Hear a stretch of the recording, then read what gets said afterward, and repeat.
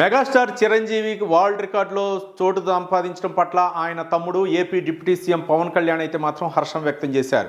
ఇక అన్నయ్యకి విజయాలు లేకపోతే రికార్డులు ఇవన్నీ కొత్త ఏమీ కాదు, కానీ గిన్నిస్ బుక్ ఆఫ్ వరల్డ్ రికార్డులో చోటు సంపాదించి నాకు చాలా సంతోషంగా ఉంది. వాళ్ళు గుర్తించి అది బాలీవుడ్ నటుడు మిస్టర్ పర్ఫెక్ట్ అమీర్ ఖాన్ చేతుల మీదుగా ఇవ్వటం నాకు చాలా సంతోషం కలిగించింది. ఆయన రికార్డులు అవ్వచ్చు, లేకపోతే విజయాలు అవ్వచ్చు, మరో పక్క సినిమాలు హిట్ అవ్వటం అవ్వచ్చు, ఇవన్నీ కూడా నేను ఆయన అభిమానిగా మరోపక్క ఆయన సోదరుడిగా అయితే మాత్రం సంతోషం వ్యక్తం చేస్తున్నానని చెప్పేసి పవన్ కళ్యాణ్ చెప్పారు.